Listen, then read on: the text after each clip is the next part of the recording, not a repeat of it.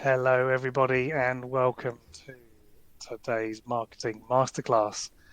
Today, we are joined by Ellie Lloyd Jones, and we are going to be talking all about leading communication. So, if you are joining us as part of our regular crowd, then welcome back. Hello to you. If you are dipping your toe in for the first time, then a warm welcome to you. My name is Simon Batchelor. I'm a marketing mentor and one of the co-founders of Better, Bolder, Braver. And I shall pass over to Francis. Hello, everyone. My name is Francis Chalaschi, and I am the other co founder of Better, Bolder, Braver, the wonderful community for coaches who want to feel safe and get confident, brave, bolder, and more excited about putting themselves out there alongside other fabulous coaches. We have Ellie here, and Ellie is one of our founding members. Ellie has been with us. Hey, Kieran. Yeah, say hi in the chat. Let us know how you're doing. It's a slightly later time in the day for us, but I'm feeling psyched, so it doesn't seem to make any difference. But it'd be good to know how you all are. Hey, Gary. We've got a few lovely community members here. So Ellie's been around since the beginning. Which is wonderful. And you may have picked up on the double entendre in the title of this event. Leading communication is what Ellie does and helps other people with as a coach, and she's going to tell us all about that. And what we are doing in Better, Bolder, Braver, and hopefully helping Ellie with, is leading communication. And leading communication meaning communication that is leading, but also leading communication in the spirit sense, with confidence and pride about what you're doing and what you're selling and what you provide and what you give to people as a coach. The other thing, though, that we're going to invite Ellie to talk about today is going to be very, very interesting for many of you, and that's what we call the work balance. Ellie will tell us about her own version of work balance, and as the mother of 3 kids, she has work-life balance things too, all of which are realities for many of us. And so we're thrilled to have Ellie on to talk about all of the above. Ellie, would you like to introduce yourself as you feel in this moment would be appropriate? Yes, thank you both for having me. It's lovely to see so many names that I recognise popping up here on the chat. So I'm Ellie Lloyd Jones, and I'm a leadership coach. And as Francis and Simon said, I joined the community as a founding member back in July last year. And I love this community. I love this space, and I feel very, very honoured to be invited here today. So in terms of being a coach, I help people who are new to leading others. So usually in the first 12 months of their leadership journey. I have about 20 years of experience of leading others in large organizations, and most of that was coaching. That was a main part of what I did. So just over 12 months ago, so I resigned from my last corporate role in December 2020 and started my own business, Elevate with Ellie, to help lead others in their own lives last January. And it's been very busy 12, 13 months, however many it's been now.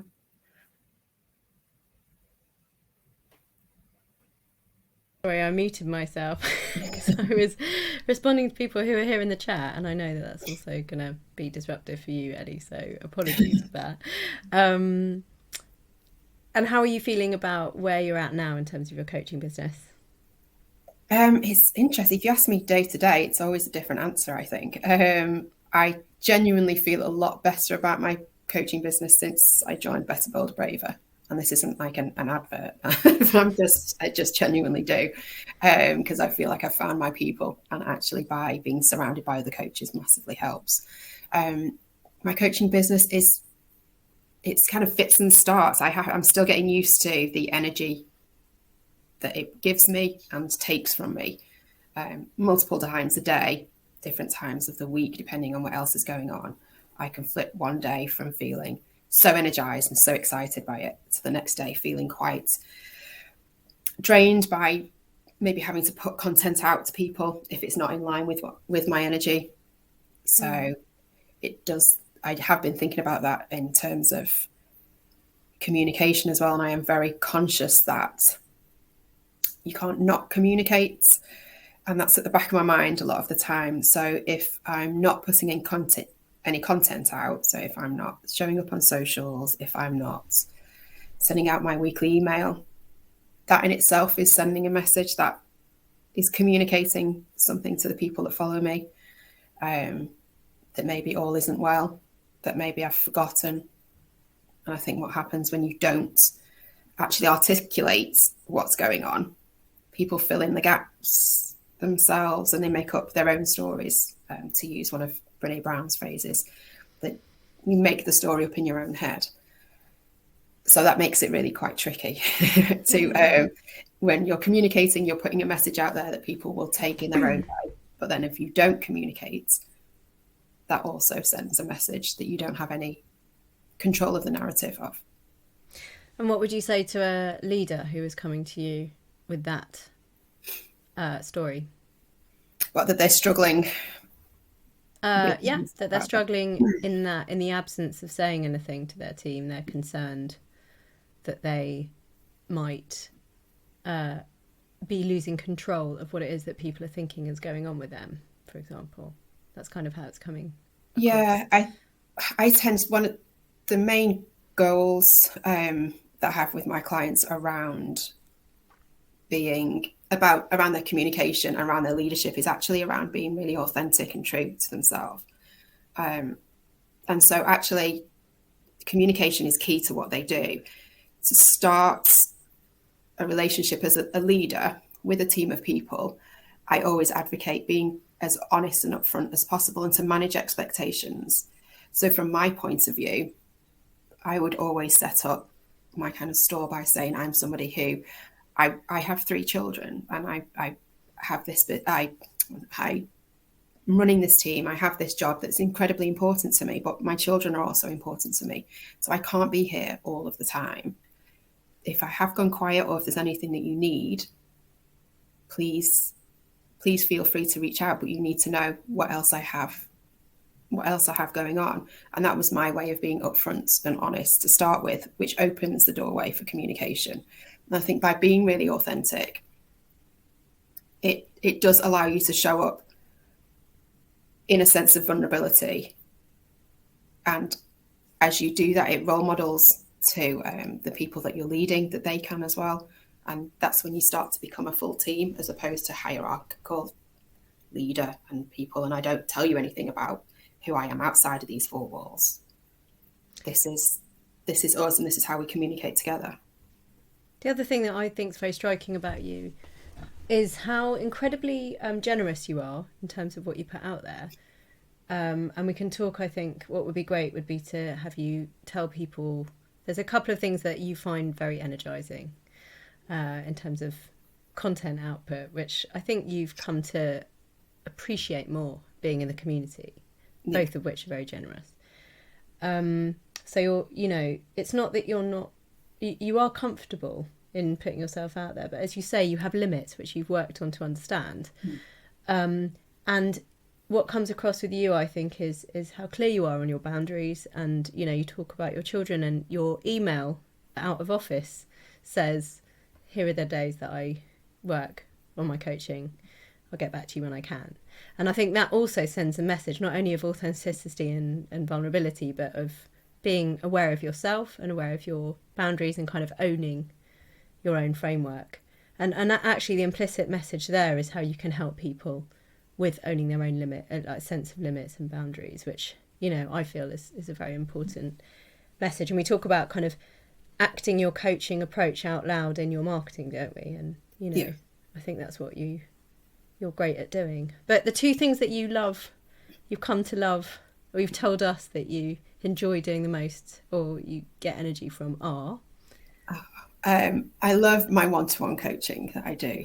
I'm very much someone who gets energy on a one-to-one basis, but I'll let you in on this occasion, Simon, as well. So it'll be like 3 of us. I love to sit and hold space with people and allow them to emerge whatever thoughts and feelings and create a safe space. I love that.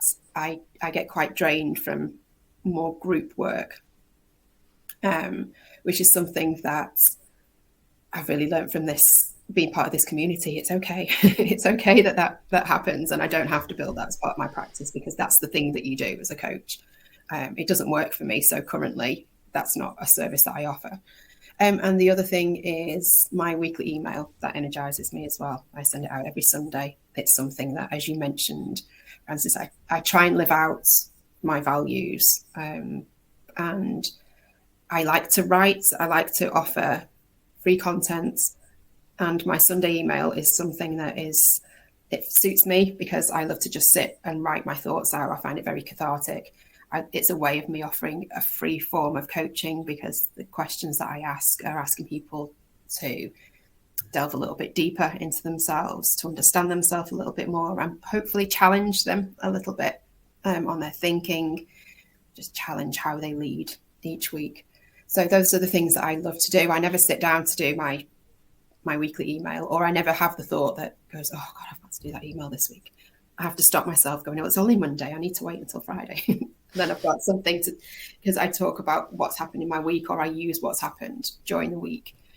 And I use that, my experiences energetically, to channel what I put in my email, which is something that I again learned from this community, because then it doesn't feel like a separate thing to do.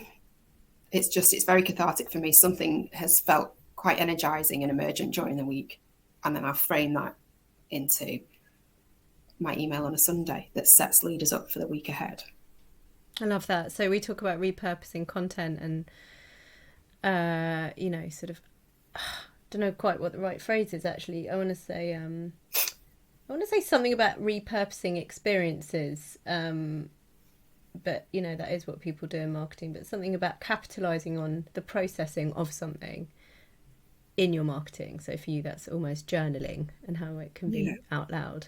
There is something else that you do, though, which, we can mention, which is the generosity with which you're so willing to do testimonials for other people and cheerlead other people. And in a way, you market yourself by being so supportive of others. And I think that speaks to your approach to leadership and how others can lead with empathy and compassion and generosity. Can you see that about yourself? Can you see how you are yourself an amazing leader because you are so great at championing others? Is that something that you have ever appreciated about yourself? And the testimony, I've forgotten about that. I do that, we've discussed before, because words of appreciation are my love language. That's what I get the most from. It's entirely selfish from my point of view, because I love to write things. I love the feelings that are being evoked in me by working with other people. I see that as a gift to write it down and to present it back to them, because people, you don't get that very often. You don't get somebody just out of the blue telling you what a difference that they made to you. But I also like to read them back as well. I don't know, it's the words, it's the writing the words down. I tend to have a very busy head, so cathartically writing it all down helps me to see things a lot clearer, separates the wheat from the chaff, I suppose. But I love to write testimonials. I know how amazing it feels to receive a testimonial when somebody's just been moved greatly by what you've done, what you've said, whether you meant to or not. So I love to give that gift back. I am somebody who's, when it comes to other forms of gifts, I appear as somebody who's really ungrateful at birthday celebrations. So they'll give me a gift and I'll unwrap it and thanks, and I'll move it out of the way, which can come across as really ungrateful. But I probably would be much more appreciative of a letter that had been written or a card with some nice words in. But it has helped me to realize that not everybody feels the way that I do about things. So understanding that other people might prefer other forms of appreciation can be difficult for me. So I have to force myself into it. I'm tempted to ask you to give a very brief overview to people here who are not aware of the love languages concept. And before I forget, the reason I want to ask you to do that is because I feel this could be a really sort of interesting segue into the children conversation and the work balance stuff, because I think there's a bit of an elephant in the room around pricing, and I think coaches struggle with the idea of charging. Particularly, there's lots of reasons why you might have an uncomfortable relationship with pricing for your coaching services and asking people to pay you at all. So there's many things going on, but I think one of the things is that it's so energizing to do the work, and you've talked about doing the one-to-one work, and I think particularly when people are transitioning out of something into coaching, they may have hours that they need to make up to be qualified. They may be needing to do more coaching to feel more confident and to get testimonials and to understand who they want to be surrounded with and what their niche might be. And so it's tempting to not charge as much as you might, because the experience of coaching is something you don't want to cut off your nose to spite your face and mean you have far less work than would be nourishing. And I think we can go down that rabbit hole, and there's a couple of people here who are definitely more experienced than some might be in terms of how to kind of price more confidently, but let's not go that way today. It's just to say your experience, your love language, what energizes you is of value so much to you. And I'm thinking about the children, I'm thinking about the conversations we've had about being energized and being drained, and sort of how to create balance where in your life there are things that are going to be energizing you in different ways. So perhaps if you can just maybe tell everyone what are the love languages, and reiterate your one. I'll try and remember all 5 of them. I tend to remember the ones that are me. So mine is words of appreciation, closely followed by acts of service, which again is why I give out free content, because it nourishes me. One's physical affection, one is quality time, and then the final one is like physical act of giving a gift. So those are the 5 love languages. And I think most people I've come across give and receive love in the same way. So as much as they like to. So for me, I like to give words of appreciation and receive it back. They're the same ones. But the reason I got more interested in it was from being a leader and finding that when it came to employee opinion polls, there was always lots of them in the corporate world. The 2 main areas that people fell down, or the organisation tended to score not so well on, one was communication and the other one was on recognition. Excuse me. And a lot of the employees would complain that they didn't feel recognised. So you would have the employees here, and then you would have a lot of the managers and the leaders on this side saying, well, we have award ceremonies and we give out bottles of wine and we do all of this sort of stuff. So I don't understand what else we can do. And they would throw more money at the problem. Whereas I was always very interested in understanding, my whole approach to leadership is understanding what makes each person tick. So actually, if you had a team of 15 people, throwing money at that wouldn't necessarily mean that all 15 people felt recognised. I personally didn't feel recognised by being given an award and standing on stage. That was like the worst thing in the world for me. That's somebody who's quite an introvert and doesn't like lots of people. Standing on stage in front of 1,000 people accepting an award is just like my worst nightmare.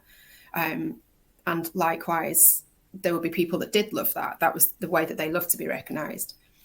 But a lot of people like me, looking for words of recognition, just a handwritten note or an email saying thank you, or something as simple as seeing somebody in the canteen and just saying, great job yesterday, thank you, I couldn't have done that meeting without you.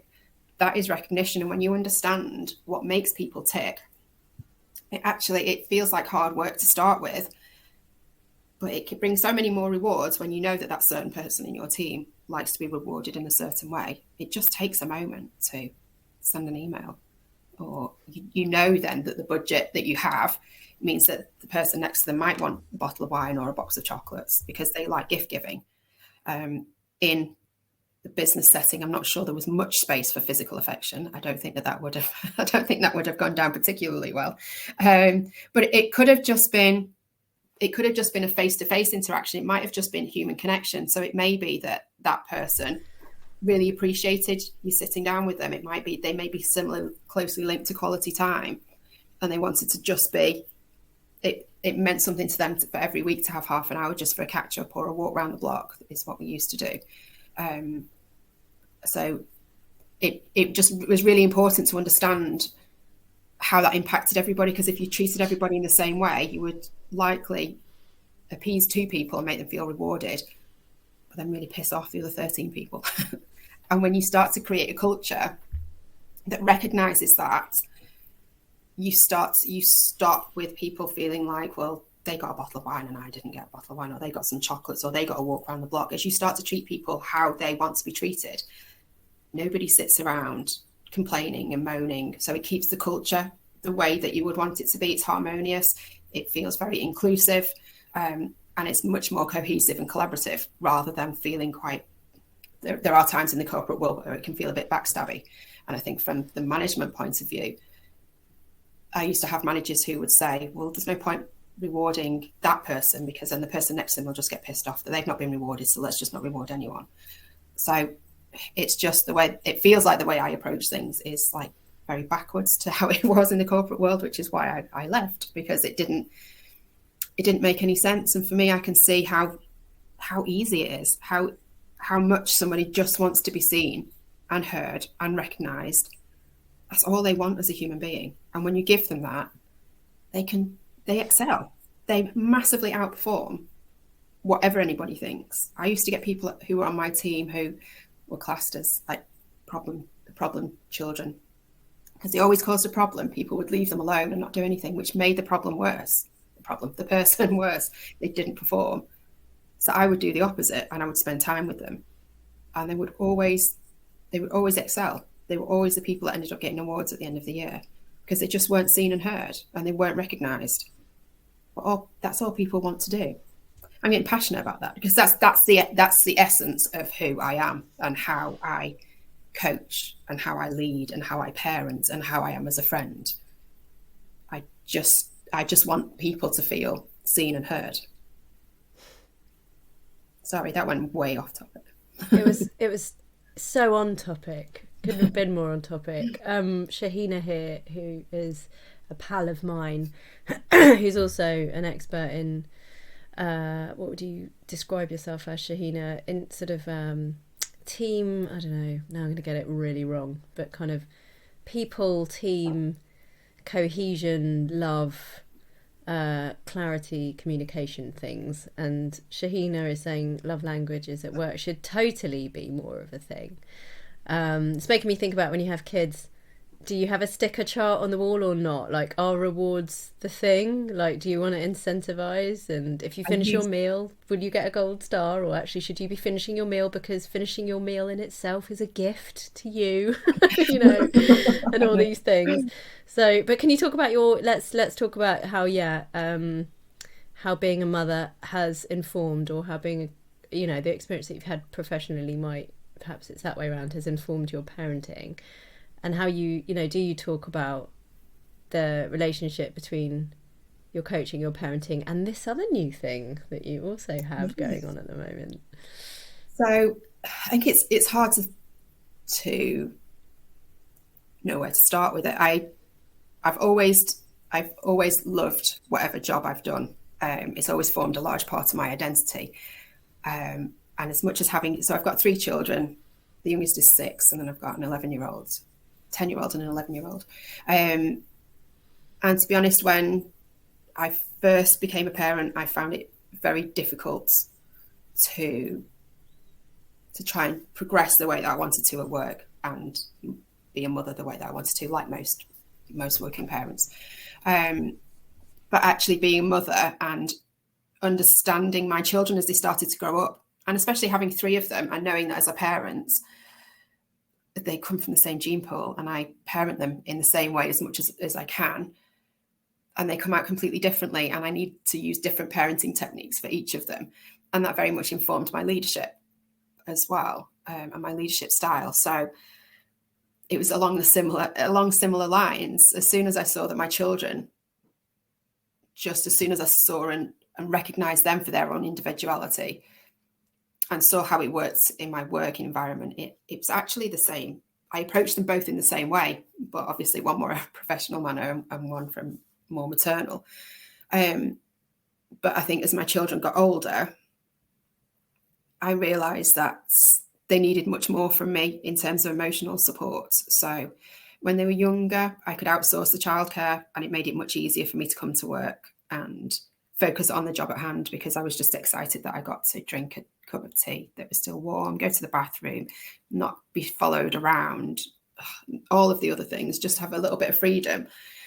But as they get older, it's much more difficult to outsource the childcare because they need you on a more emotional level. They come home from school and they've had a bad day and they can articulate it more. When they're younger, they just kind of needed somebody there to give them a cuddle and to tell them it was okay. But as they're older, they need their parents. And as their mother, I want to know what's happening. I want to know what's informing their behaviour. And something else when it kind of comes to communication that I live by is all behaviour is communication. So if they're lashing out, if there's a particular change in their behaviour, they're actually trying to communicate something to me that they're not able to articulate. And so if I'm not there to capture that, then that goes against the grain of who I am. And it felt wrong to a point. I'd say that having my third child changed me the most. And I don't know whether that was because of the different time in my life, because suddenly we were outnumbered. And we had more children than adults to try and kind of round them up. But suddenly it just became so much. And it also coincided with my older children going to school as well. But something changed, and it wasn't as important to me what people at work were thinking. It was more important to me that I was there for my children as well. But there's no instant kind of feedback from children, really. Whereas in a work environment there is, I'm very task orientated. And I would do a task in the work environment and get a pat on the back and, oh, well done, Ellie, you're doing a great job. And I'd get an end of year appraisal. And that's something that motivates me. I'm very kind of basic like that. But the children don't give you that. I'm never going to get that from being a mother. I'm going to have one day where I think I'm winning. And then I'm going to get another 30 where I think I'm the worst mother in the world, because that's all they tell me that I am. So the feedback is really different. So I think trying to juggle all of that and realizing that actually the corporate world wasn't working for me anymore, I was becoming much more familiar with who I was as an individual, not as a mum, not as an employee of the company that I was part of, not as a wife, but just as me. And that wasn't fitting in the work environment anymore. And trying to be everything I could to my children, be everything I could at work, be everything I could as a wife, and fit things in for me and my own personal development. Something had to give, and it was me, because none of the rest of everyone else is being really well treated. But it was me in the middle that was the one that kind of really struggled and just burnt out. So that was a big decider in me starting up my coaching business, because then I could make the decisions. I could be there for my children. I could make my own decisions and have my own autonomy. I don't think I'd ever been fully prepared for the fact that I'd got all of these people in the work environment who came to me for coaching and said how great I was and how they couldn't cope without me. And I stepped out of that environment expecting people to just queue around the door, because people knew me by reputation in the work environment. And then nobody knew me in this new world. So that's been very much a learning curve that I think 12 months in, I'm starting to take with a pinch of salt now. It doesn't wound quite as much as it used to, the whole rejection. And now I just take it as a gift that I'm able to do that. But in terms of my newer role, so I've started an employed role in a local primary school. 3 weeks ago I started, which I spoke to you about, Francis, that there were all kinds of emotions going around that I had to get a job to get some regular income in. And that was all that I saw it as. And I applied for a few jobs, but this particular role offered far less money than any of the jobs that I'd applied for. But there was something about it that was drawing me to it. And I think probably because it really nicely connected with the experience I have as a mum. It's part-time work. Well, actually, it's a job share, so that's even better because there's somebody else to pick up the back end of the week, which I've never had before. And it's actually done me so much more good than I thought it would do, because as somebody who talks about, I joke to people, Kieran, who's watching this, laughs that I say that I don't like people, which as a coach is not something I use in my marketing. But I do tend to much prefer my own company. I don't like big groups of people. And the idea of going out makes me want to go, no, I don't really like people. I'd rather just be on my own. But it turns out I'm actually human as well. And as a human, I need connection. I need to be around people just for my own natural survival. So this job provides that I didn't realize I was missing until I got it. And it's lovely. And I get those pats on the back. I get the words of appreciation that I've been missing over the last 12 months. I get people saying thank you. I get to feel needed in a controlled environment. And yeah, it's been a really, really good shift for me. And it feels strange to say that after 3 months ago.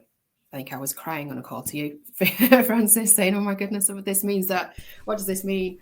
But I get some time to spend doing the work that I love in coaching. I get to use some of my coaching skills at the school.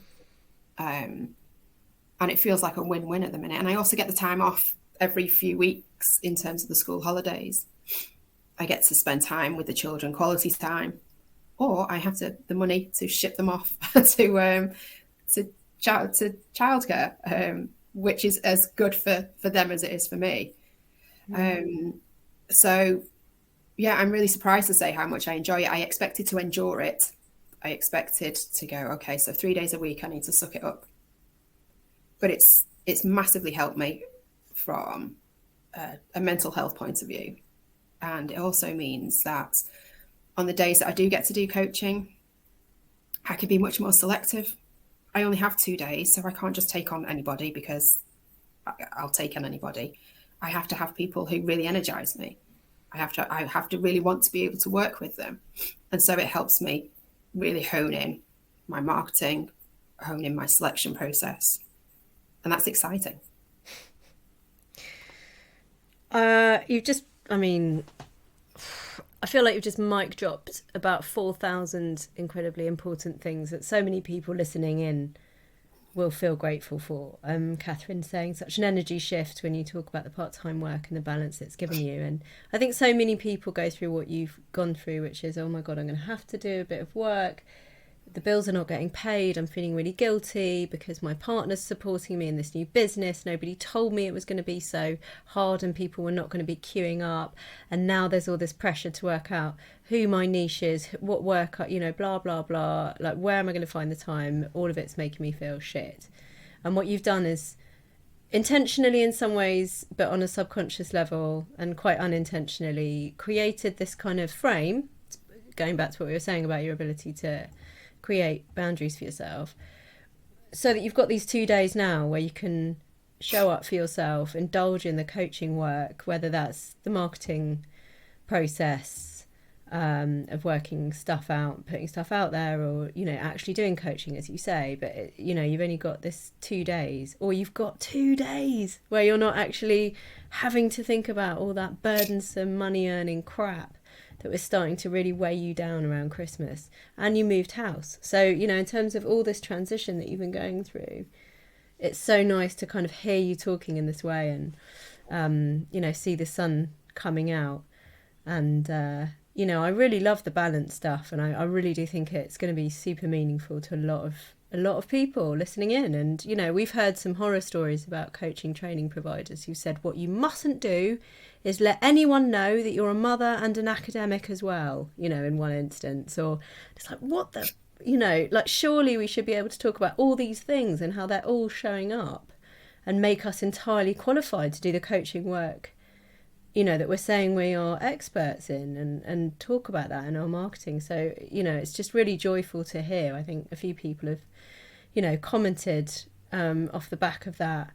eloquent sharing. So thank you so much. I really like the I hate people thing. I feel like it should be at the front of your website. It's really enticing, actually.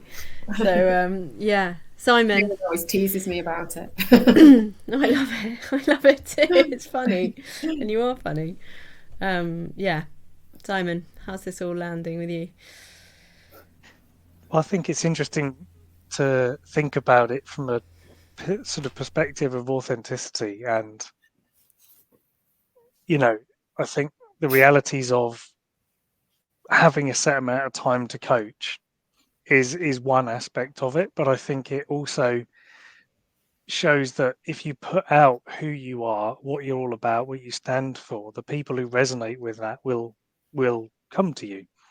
Because the people who may be looking for a coach that they can WhatsApp at 2 in the morning and get a response are not going to be interested in someone who only coaches 2 days a week. But also, your boundaries are such that you wouldn't want to have a client who's going to do that. Now, there's plenty of coaches out there who will take on a client like that, and maybe that's right or wrong for them. It's a different discussion. But I think what I'm hearing when you're talking about these challenges and opportunities that you have is that when you communicate that out, either through your newsletter, through your social, or just through conversations you have with prospective clients, you're basically saying, to use the classic Seth Godin quote, people like us do things like this. And it's, if you're experiencing the same challenges, we can talk openly about this. If you are trying to lead a team working from home with kids, then I'm going to be able to, really empathize with your position, and we're going to be able to work through a load of that together. So I think there is a lot to be said for being open and honest about who you are, and in doing so, intentionally put off the people who are not the right fit in a way. And, to use your, the kind of jovial, I don't like people thing, it's like, that's probably a good part of talking about it. It's like, do you know what? I'm not the kind of person who is doing this, who's doing this, who's doing this, because a lot of coaches out there are living the Chris Kenworthy stamped approved coaches drinking coffees in coffee shops coaching. It's just utter bullshit lifestyle that they're kind of posing for the shots and living this influencer type lifestyle. And some people want all that shit, and fair play to them, power to them, off they go.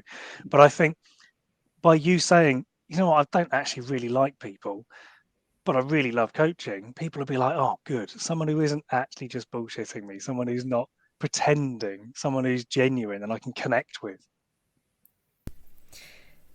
I love it. Chris isn't even here, but now we've got to make sure that he listens to this because he's created this hilarious, just nastiness around stupid coaches posting pictures of them sitting drinking coffees in coffee shops.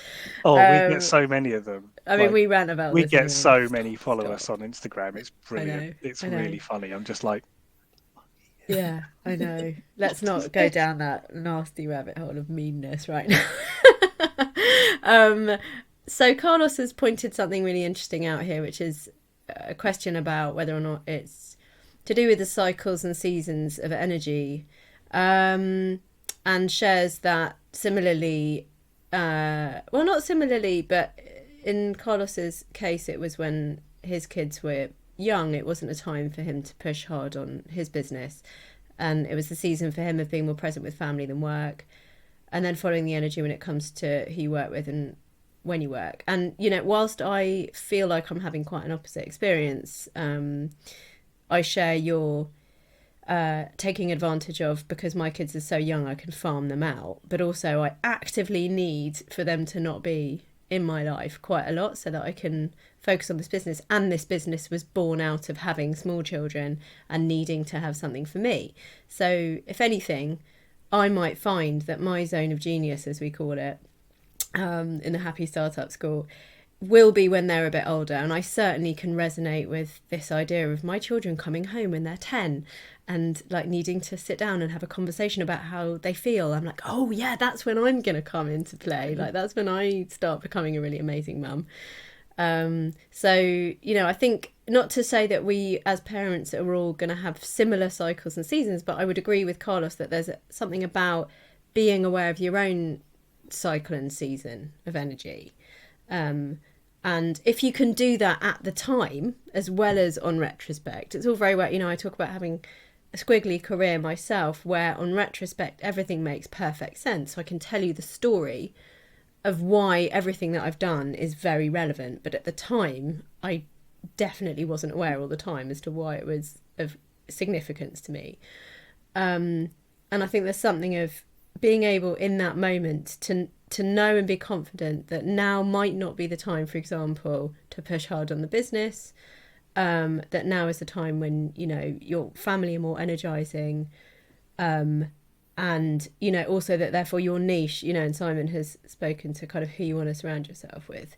We say your niche is just for now. Like when we invite you to focus in, it's in order to be clearer in your messaging, so that people know you're for them. But it's also so that you can contain things and not burn out by talking to everybody. So that, the conversations that you do foster are ones with people that you actually are going to be really energized to work with.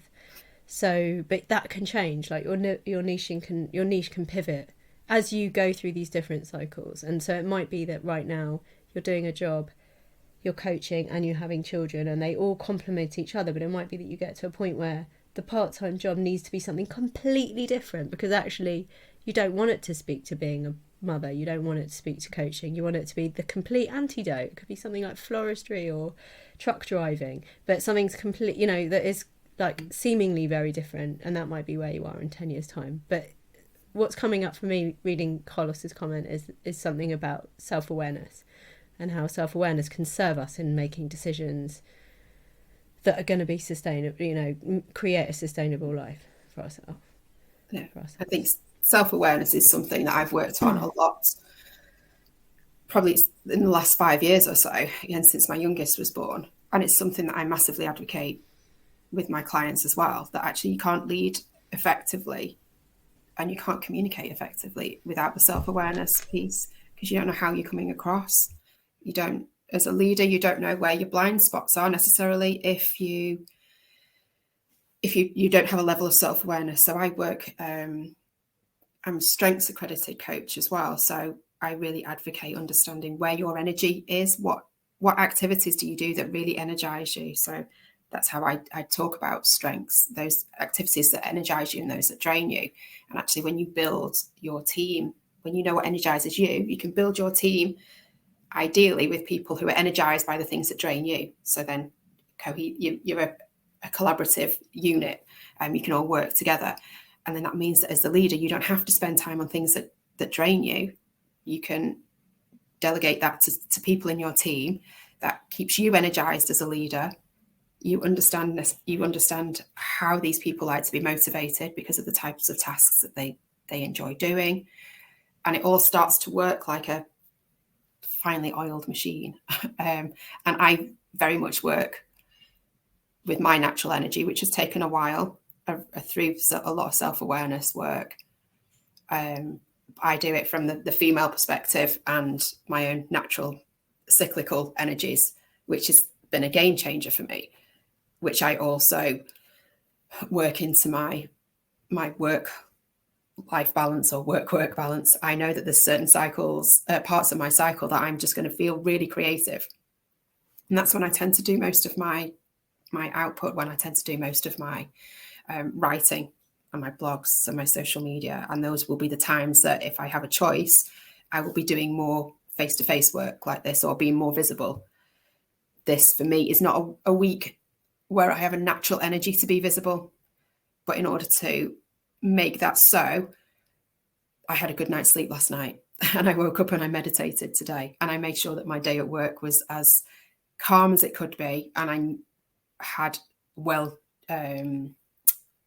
what's the word? My lunch was very nutritious. That's what I was thinking. So it means that I can show up here and not burst into tears because I'm so tired, or not have complete brain fog and not know what to say or what to talk about. So I very much work with lots of energy cycles and seasons. But it's only through self-awareness that you get to understand what that is. And that doesn't mean that 1 week I read a personal development book and then I was really self-aware. This is an ongoing journey that I've been on for 5 years. And what I know now about myself is going to be woefully inadequate compared to what I'm going to know about myself in another 5 years. But that's part of the joy. That's part of the journey. And what I love is being on that journey with other people in my coaching. I love inviting them to go on that journey and seeing the realization that they suddenly start to be more self-aware and see how they interact with others and how their interactions work. That's another bit that energizes me. I don't think I answered any question there. I just went off on a passionate ramble. The beauty of this and having Simon is that it's going to be captured in some lovely sound bites that we will be sharing with you, so that you can reflect and hold the mirror up to what you've said and hear how powerful it is, and then we will be putting it out there for other people to listen to and repurposing it. So guess what? Marketing is another effing self-growth tool. Thank you, Lucinda, who lost sight of who she was with full-time work and small children. I needed to rediscover who I was and realise that I did not just need to make sure that everyone else was okay, I needed to be okay too. Yeah, I mean, oxygen mask, isn't it?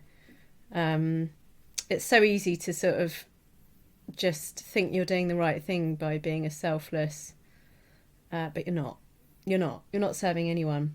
You're not being anyone's guide. You're not actually showing up as the best version of yourself. So if you're not clear about who you are and you don't know what your boundaries are and you don't energize yourself, it's actually not really serving the universe at all. I think potentially you are in that moment, and I think that's why it feels different. In that moment you're serving other people, but in the long run you're not.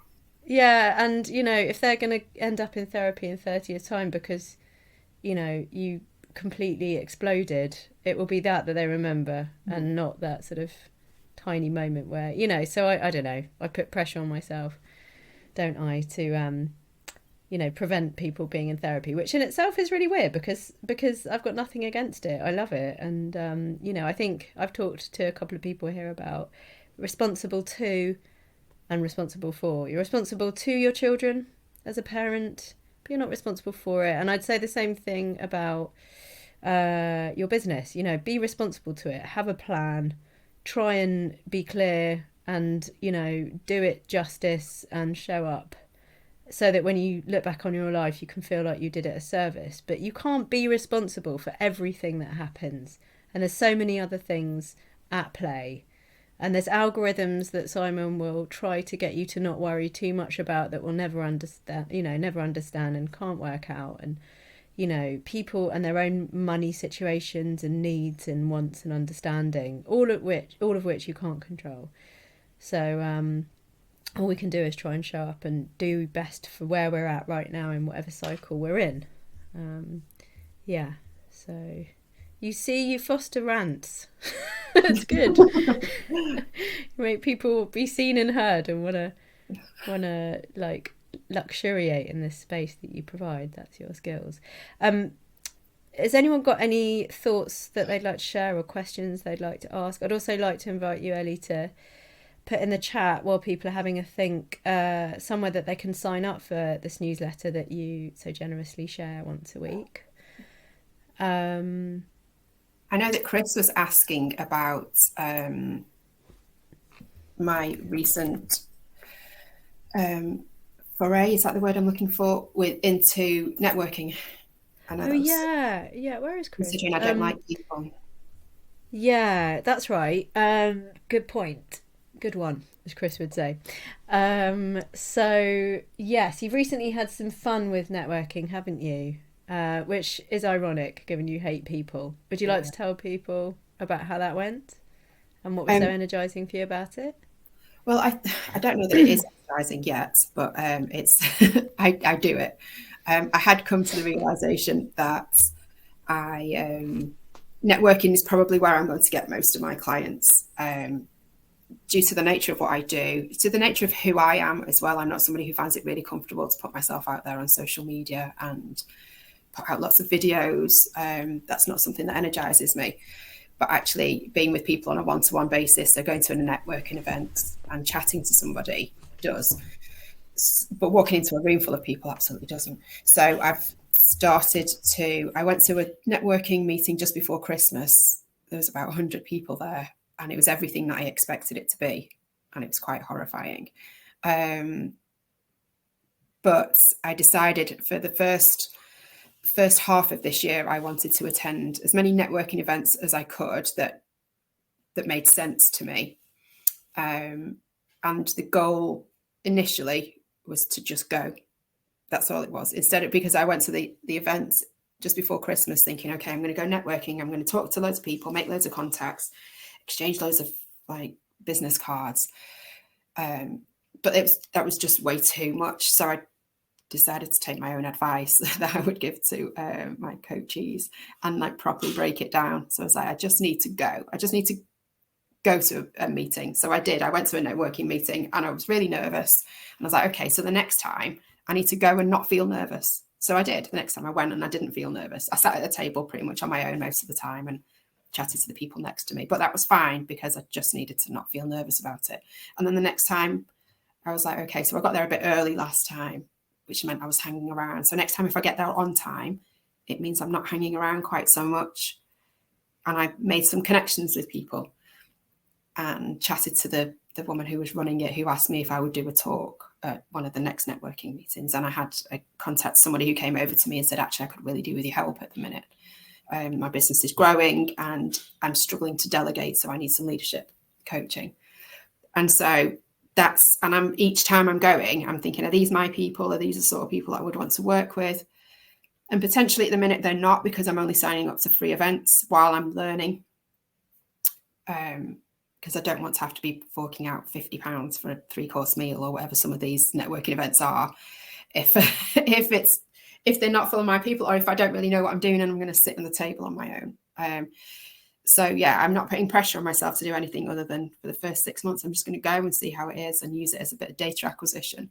And I think that sounds like a really good idea. I mean, networking is a difficult one because networking is often not the people you directly want to work with, but sometimes it's other people who are there building their network. So, for example, sometimes it's really good to actually get to know a lot of accountants and sometimes HR people, because they also are the people speaking to the people who you might work with.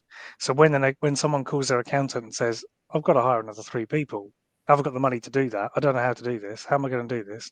They'll be like, oh, do you know what? I met someone who might be able to help with this, a networking event the other day, and that's quite often why people go networking, is not necessarily to directly make the contacts that they end up working with, but more into to build the network of people who can refer you. Yeah, I think just feeling comfortable in that space as well. That's the main thing for me, to feel comfortable around the sort of things that people talk about and what they ask and sort of people go. Because all of that can be very fight or flight. Yes, yeah. And I found it sometimes easy to either be the life raft, as an old business coach of mine used to call it. So you can be the life raft, which means you are where people go when they don't want to talk to anybody else. Yes.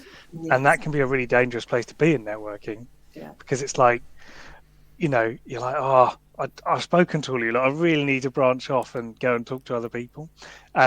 Or it can be when you first start networking that you cling to someone who is the life raft and you don't work the room, as it were. But I don't think you ever need to necessarily do that. But I think a great question that my old business coach used to say is, rather than asking what do you do, say what are you working on at the moment. And it's a much more open question, and it's not asking someone to put a badge on saying I'm an accountant, but they'll say, do you know what, I'm working with this client who's doing this, and it just allows them to articulate much more freely and openly what they're up to. And sometimes it's the other one is, if you're really not sure, is to say where are you from, where are you based, because it's writing these down, Simon. because it's another open question that isn't like, give me that stock response that you always give. So I feel like this is a whole other like amazing conversation that we can have, Simon, because it's making me think, check-in questions are like networking questions. The fun that can, I think Ellie is so obviously a brilliant networker, because I can totally see you cheerleading your way around a room, telling everyone else how wonderful everyone else is, and in the process building this incredible network, because you are going to get to, I can see you getting to know a group of people and then saying, oh, you must speak to Simon. I spoke to them a few months ago and I remember they're an absolute expert on this, and so you're not only cheerleading yourself, but doing an amazing job, of just simply gifting to everyone else, which is what you do, and just creating the love and energy that you do that way is going to be such a... and having fun with it. I quite like networking. It's reminding me of a story when I had this really annoying cousin of my father, and every time I used to bump into him, he'd say, "Are you married yet? Have you met someone?" And I would tell him about these like people that I would just make up as being the people that I was going to marry. So I'd be like, actually, there's this astronaut, and it's crazy. The relationship we're having is like really difficult because we're navigating the fact that he's at NASA quite a lot of the time, and I would just bullshit through this conversation. And over the years, it would become a joke because it was just like what I was saying is, stop asking me like personal questions, and it's like, I'm just gonna have fun with this because why not? And you get to practice. And in fact, anyone in our community is welcome to come on Friday to my Perfect Pitch event, which is all about how to create a fun elevator pitch for yourself, which, or just to kind of go into how to pitch yourself with levity and fun, so that you're not taking it all too seriously, and how it can change, change the way that you show up every day according to your cycles and your moods and who you're with. And so anyway. Also, I'll do another shameless plug for the community while we're at it. On March 30th, there's a Tools and Techniques all about face-to-face marketing, all about networking. Oh, well, there you go. It's already in the diary. Fabulous. Exactly. So if you want to come and learn more about marketing and share some horror stories and some delight stories from networking, then, you can use your free trial membership if you're not a member and come along to that session. Or you can just click and join the link if you're a member. We'd love to see you there. So I think that's probably a great time to draw the conversation to a close. Your video is paused, Francis, so I just want to say that just so you know. But to me, your video is paused and has been for a few minutes, so we can definitely hear you, but you're not actually moving. You've got a very serious, concerned face, I think, as you went to plug in your laptop. Let's see if we can get Francis back for the end. But thank you very much, Ellie, for joining us today and sharing some wisdom and some insight with us. You've posted a link here to your email sign up, so do sign up to that if you would like to receive Ellie's Sunday email. You can join us for more Crowdcast events. Just by being at this one, you'll be registered to hear about our next ones, but do forward it on to any other coaches you may think would enjoy joining us and these conversations. Thank you very much, everybody, for listening and watching, and we'll see you next time. See you next time. Thanks. Bye. Thank you, Ellie.